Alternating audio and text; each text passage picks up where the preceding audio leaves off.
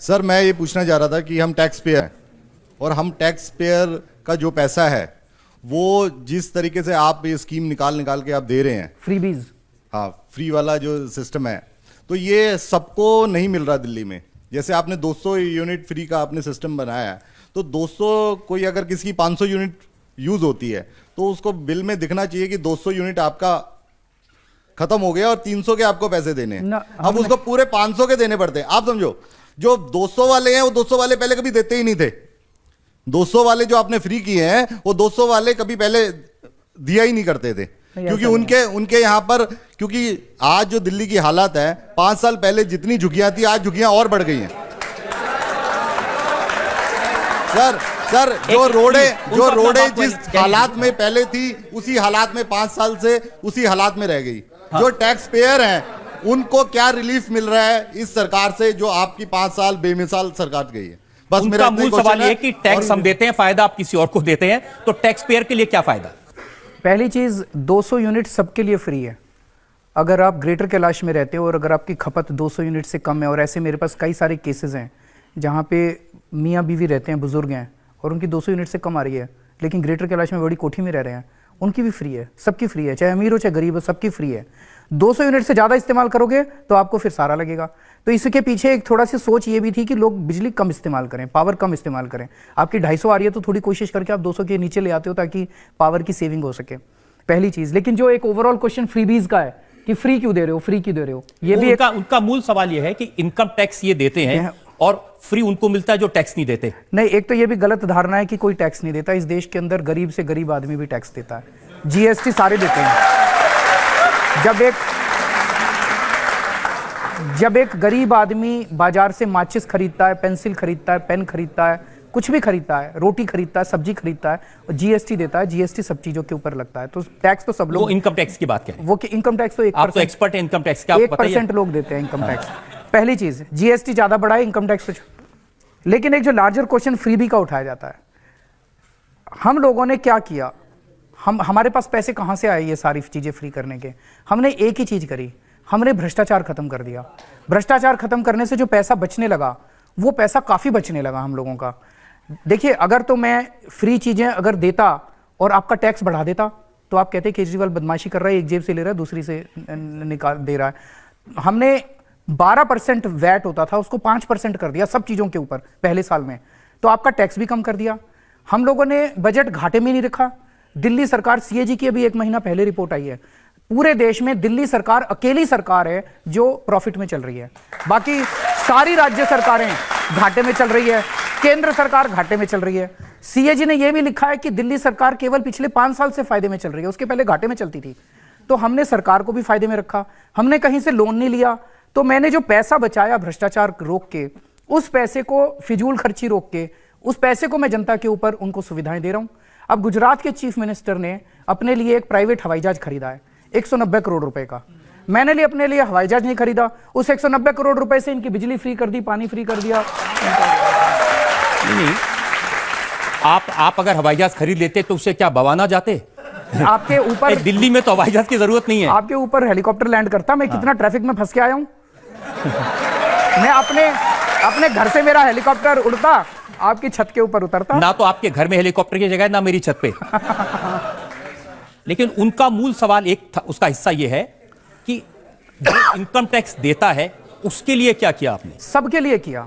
इनके इलाके में सीसीटीवी कैमरे लग रहे हैं, स्ट्रीट लाइट्स लग रही हैं। फरिश्ते स्कीम आपने सुना है? फरिश्ते स्कीम है। फरिश्ते स्कीम में अगर दिल्ली के अंदर किसी का भी एक्सीडेंट होता है, एक्सीडेंट किसी का भी हो सकता है, चाहे अमीर हो चाहे गरीब हो, अगर किसी का भी एक्सीडेंट होता है, नॉर्मली अभी लोग हिचकिचाया करते थे उसको अस्पताल ले जाने में। उनको लगता था अस्पताल ले गए तो अस्पताल हमारे सर पे बिल आएगा, अस्पताल वाले कहेंगे पहले एडवांस जमा कराओ। अब हमने कह दिया कि आप नियरेस्ट हॉस्पिटल में ले जाओ, सारा खर्चा दिल्ली सरकार देगी। हमने 3000 लोगों की जान बचाई है। तो दिल्ली के अंदर स्कूलों के अंदर, प्राइवेट स्कूलों को 5 साल से फीस नहीं बढ़ाने दी हम लोगों की, उसमें इनको भी फायदा हुआ, सबको फायदा हुआ। अच्छा, इतने अच्छे आपने काम किए तो लोकसभा के इलेक्शन के 7 सीटें हार गए, तीसरे नंबर पर आए। उसका कारण यह है, देश के अंदर अब लोग लोकसभा को और विधानसभा को अलग अलग नजरिए से देखते हैं। जैसे उड़ीसा का ले लीजिए, उड़ीसा का लोकसभा का और विधानसभा का चुनाव एक ही दिन हुआ। एक वोटर जब बूथ में गया तो 2 मशीनें सामने थी, उसने एक में दूसरा बटन दबाया, दूसरे में दूसरा बटन दबाया। लेकिन उड़ीसा में दिल्ली उन्होंने जब कॉर्पोरेशन का हुआ उसमें भी साफ हो गए। कॉर्पोरेशन के चुनाव के और दूसरे कारण अब थे, ये क्या बात हुई? पर जनता मालिक है, जनता ने हरा दिया तो हरा दिया। तो इस बार आपको उम्मीद है कि जनता आपको फिर से जिता देगी? जनता मालिक है। जो सर मुझे आपसे ये पूछना है कि जो निर्भया के आरोपियों को कल फांसी होनी थी वो टल गई है और उसके माँ बाप 4 घंटा बैठकर वेट करते रहे और फिर उन्हें पता चला कि फांसी नहीं हो रही है, वो फूट फूट कर रो रहे थे। तो बहुत ही शर्म की बात है। उनका कहना है कि इसके पीछे जो है दिल्ली सरकार का हाथ है, फांसी को टालने के पीछे। नहीं तो पता नहीं इसके वो ऐसा बारे में क्यों आपका कह रहे क्या हैं। दिल्ली कहना है? सरकार का इसमें कोई रोल नहीं है। इसमें क्या हुआ है कि जो एग्जिस्टिंग अपना लीगल प्रोसेस है, उनके वकील ने उस लीगल प्रोसेस का गलत इस्तेमाल किया। पहले एक बच्चे ने, एक युवा ने, जो भी एक वो गिल्टी है, उसने मर्सी पिटीशन डाली, उसकी रिजेक्ट हो गई, फांसी की डेट मिली, फिर दूसरे ने डाल दी, फिर उसकी रिजेक्ट हो गई, फिर तीसरे ने डाल दी, चारों ने एक साथ नहीं डाली। तो वो उस प्रोसेस का गलत इस्तेमाल कर रहे हैं। अब केंद्र सरकार भी सोच रही है, कोर्ट भी सोच रहा है और हम भी सोच रहे हैं, और इस पे लागू किया जाने वाला है कि इन सारे रूल्स को बदला जाए, ताकि एक बार जब ये साबित हो जाए कि ये गिल्टी है और इसने रेप किया था और इसको फांसी होनी है, तो उस प्रोसेस को वो गलत इस्तेमाल ना कर पाए अपनी फांसी को डिले करने के लिए। ये केवल उनके लिए नहीं, पूरे देश के लिए शर्म की बात है कि इतना जघन्य अपराध जो हुआ था 16 दिसंबर को, वो आज तक 7 साल हो गए, अभी तक उन लोगों को फांसी नहीं मिली है। अब मैं भी चाहता हूं, सब लोग चाहते हैं कि जल्द से जल्द फांसी मिले। लेकिन उनके पिता का जो जिक्र ये कर रही थी, उनके पिता ने कहा फांसी कब होगी ये कहना मुश्किल है, लेकिन इसका जिम्मेदार केजरीवाल है और कोई नहीं। ये गलत बोल रहे हैं वो, मतलब ऐसे उनको नहीं बोलना चाहिए। इसमें मेरा क्या रोल है बताइए? दिल्ली पुलिस हमारे अंडर में लेकिन नहीं उनको है। जो बताया गया, उन्होंने कहा कि 4 घंटे जो लोग कोर्ट में बैठे थे, राहुल मेहरा ने, जो कि दिल्ली सरकार के वकील ने, आकर उल्टा मुजरिमों का पक्ष लिया था। नहीं, उन्होंने कोई मुजरिमों का पक्ष नहीं लिया। उनसे कानून पूछा गया, उन्होंने कानून को कोर्ट के सामने रखा था। राहुल मेहरा का इसमें कोई रोल नहीं है। इसमें हमारा कोई रोल नहीं है। पुलिस हमारे अंडर में नहीं है, लॉ एंड ऑर्डर हमारे अंडर में नहीं है। हमारे पास केवल केंद्र सरकार से फाइलें आती है, हम जेल में भेज देते हैं, जेल की फाइलें आती हैं, हम केंद्र सरकार में भेज देते हैं। हमारा इसमें कोई रोल ही नहीं है, और उसमें 24 घंटे से कम टाइम लगता है हमारा फाइल। हम केवल, दिल्ली सरकार का काम केवल पोस्ट ऑफिस का है और किसी कुछ नहीं है। तो क्या किया जा सकता है? ऐसे इसमें रूल्स अपराध- बदलने पड़ेंगे। इस पूरे एपिसोड से सीख के, ये बहुत सीरियस मामला है, सीख के हम लोगों को रूल्स बदलने पड़ेंगे, ताकि भविष्य के अंदर इस किस्म से कोई भी कानून का गलत इस्तेमाल ना कर सके। होम मिनिस्टर अमित शाह ये कह रहे हैं कि अरविंद केजरीवाल और पाकिस्तान के वजीर आजम इमरान खान की भाषा एक जैसी है।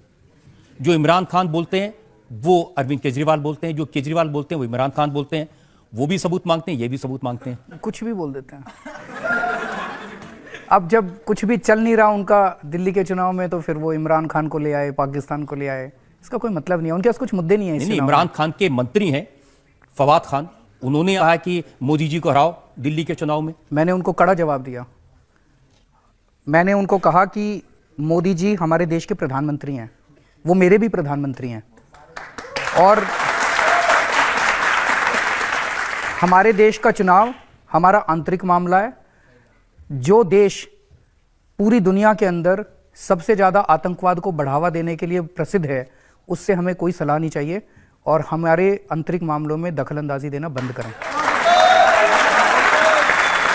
लेकिन ये तो आप आज कह रहे हैं, 7 महीने पहले आपने मोदी जी के बारे में क्या कहा था, वो मैं आपको सुनवा देता हूं। मोदी ने पाकिस्तानियों के साथ सेटिंग कर रखी है, मोदी ने आतंकवादियों के साथ सेटिंग कर रखी है, उसकी पोल खोलने की जरूरत है। आज जब आप गांव के अंदर में जाओगे, कुछ लोग भ्रमित हैं, कुछ लोग कहते हैं मोदी राष्ट्रवादी है, कुछ लोग कहते हैं मोदी देशभक्त है। आज आपकी जिम्मेदारी है जाके कहना कि मोदी जैसे बड़ा देशद्रोही कोई नहीं है। वो प्रधानमंत्री तो तब भी थे, आप कह रहे थे उन्होंने पाकिस्तानियों के साथ सेटिंग कर रखी है। तो ये हमारा अंदर का मामला है, वो हमारे देश का मामला है। चुनाव के दौरान वो हमें कुछ भी कहते हैं, हम उनको कुछ भी कहते हैं, लेकिन पाकिस्तान को हमारे चुनाव के दौरान दखलंदाजी देने का कोई अधिकार नहीं। आज अमित शाह जी मुझे कुछ भी कह सकते हैं, मैं अमित शाह जी को कुछ भी कह सकता हूं, मैं मनोज तिवारी को कुछ भी कह सकता हूं। पाकिस्तानी हमारे बीच में कुछ नहीं कह सकता। ये हमारे, आप ये कह सकते हैं कि पाकिस्तान के साथ सेटिंग है। मतलब जो ये आपने एक क्लिप चलाई है, उस क्लिप के पहले और बाद में जो कहा गया वो एक पर्टिकुलर कॉन्टेक्स्ट में कहा गया था। तो मेरा अपना ये कहना है कि जब चुनाव होते हैं, चुनाव के अंदर आरोप प्रत्यारोप इस तरह की सारी चीज़ें चलती हैं, लेकिन वो पार्टियों के बीच में चलती हैं। भारतीय जनता पार्टी है, कांग्रेस है, आम आदमी पार्टी है, ये सारी पार्टियां इस देश का हिस्सा हैं। हम एक दूसरे के दुश्मन नहीं हैं, विरोधी हैं, विपक्ष हैं। जब पाकिस्तान की बात आती है तो हम तीनों एक हो जाते हैं, फिर हम तीनों एक होकर पाकिस्तान से लड़ते हैं। लेकिन पाकिस्तान हमारे बीच में वो कहीं इसको जिता देना, उसको ये नहीं चलेगा। पाकिस्तान बीच में दखल अंदाजी नहीं कर सकता। आप कह रहे हैं कि अमित शाह कुछ भी कह सकते, उन्होंने क्या कहा वो मैं आपको बताता हूं। अमित शाह जी ने कहा 2 साल पहले जेएनयू में भारत के टुकड़े टुकड़े होंगे के नारे लगे थे, मोदी जी ने नारे लगाने वालों को जेल में डाला, तो केजरीवाल उनके सपोर्ट में पहुंच गए। इनके साथ बड़ा अन्याय हो रहा है। मैं कब गया था? जेएनयू गए थे ना? उनके सपने में आया था मैं। आजकल रोज सुबह सुबह जब अमित शाह जी उठते हैं तो उनको सपना आता है मेरा। उन्होंने ये भी कहा कि हमने 14 जनवरी 2019 को पुलिस ने इस मामले में चार्जशीट फाइल की थी, दिल्ली सरकार से इजाजत मांगी देशद्रोह का मुकदमा चलाने के लिए कन्हैया कुमार उनके साथियों के खिलाफ, लेकिन आज तक इजाजत नहीं मिली। उनको 3.5 साल क्यों लगे ये चार्जशीट फाइल करने में? नहीं, आपको 2 साल वीडियो की जारी था। परमिशन नहीं, देने में। एक मिनट, मैं आपसे पूछ रहा हूँ। वीडियो था, वीडियो में कह रहे हैं कि फलाने फलाने ने कुछ कहा, वीडियो का सीधे सबूत था, चार्जशीट 4 दिन में फाइल हो जाती। 3.5 साल तक वो इस चार्जशीट पे कर क्या रहे थे? वो मिले हुए उनके साथ। अब अगली बार जब वो आपकी अदालत में आए तो आप उनसे पूछना कि केजरीवाल आरोप लगा रहा है कि टुकड़े टुकड़े गैंग के साथ आप मिले हुए हो। आपने 3.5 साल लगा दिया उनकी फाइल पे। लेकिन आज तो आप आए हुए ना, तो आज मैं पूछ रहा हूं कि जब उन्होंने 14 जनवरी 2019 को चार्जशीट फाइल कर दी थी, उसके बाद आप अभी तक लीगल ओपिनियन ले रहे हैं? तो उनको 3.5 साल उनको लगे, थोड़ा टाइम हमें भी तो लगेगा। पर मैं थोड़ा सा ऑन सीरियस नोट में 13 बार इसकी सुनवाई टल चुकी है। सीरियस नोट में ये बता देता हूं कि इस पूरे इसमें जो परमिशन दी जाती है उसमें हमारा कोई रोल नहीं होता। प्रोसिक्यूशन डिपार्टमेंट हमारा होता है जो कि कंप्लीटली इंडिपेंडेंट होता है सरकार के, वो इंडिपेंडेंट व्यू लेता है। तो इसमें वो वकीलों की सलाह ले रहे हैं, वो जो भी सलाह ले रहे हैं। पर मुझे ये बताया गया, जब से ये मुद्दा भी इन्होंने चुनाव में उठाना चालू किया, मैंने पता कराया था, उनका ये कहना है कि जल्दी इसके ऊपर निर्णय लेके और कोर्ट में दे दिया जाएगा। लेकिन इसमें हमारी कोई दखल अंदाजी नहीं है, हमारा कोई रोल ही नहीं है। शाहीन बाग में भी आपका कोई रोल नहीं है? बिल्कुल नहीं है। मनीष सिसोदिया ने कहा कि हम शाहीन बाग के साथ खड़े हैं। मैं इसको क्लियर कर देता हूं। पहली चीज, इस देश के एकता, अखंडता और भाईचारे के लिए जो भी खड़ा है उसके साथ केजरीवाल खड़ा है। और इस देश के टुकड़े टुकड़े करने की बात, इस देश के अंदर नफरत फैलाने की बात और इस देश का विभाजन करने की बात जो भी करता है, उसका सबसे बड़ा दुश्मन केजरीवाल है। दूसरी चीज, शाहीन बाग से कई लोग हमारे पास आ चुके, उन्होंने कहा जी हमारी दुकानें बंद पड़ी है इतने दिनों से, रास्ते बंद पड़े हैं इतने दिनों से, वहाँ से एम्बुलेंस नहीं जा सकती। एक दिन एम्बुलेंस रुक गई थी, वहाँ से बच्चों की बसें नहीं जा पा रही, बच्चों के एग्जाम आने वाले हैं, अब बच्चों को बहुत तकलीफ हो रही है, सड़क बंद पड़ी है। तो उन्होंने कहा जी आप गृह मंत्री जी से बात करके उनको भेजिए ताकि वो बात करके इसको सुलटाएं, इसको रास्ते खुलवाएं उसको।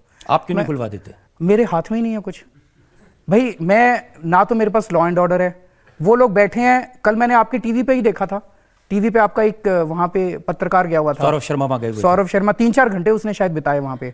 उसने वहां सब लोगों से बात कर रहा था, सब लोग ये कह रहे थे जी अमित शाह जी आए और हमारे से बात करें। तो अमित शाह जी को जाना चाहिए, सीए एनआरसी को लेके उनके मन में जो भी वो है वो उनको बात करें, बात करके उनको हटवाएं। अगर हमारे देश का गृह मंत्री एक रास्ता नहीं खुलवा सकता तो फिर क्या गृह मंत्री है? देखिए, ये इल्जाम इसलिए लगता है, शर्जील इमाम जिसको पुलिस ने गिरफ्तार किया, 48 घंटे लग गए उनको। हमारी दिल्ली पुलिस हमारे पास होती ना, 2 घंटे के अंदर गिरफ्तार कर लेते।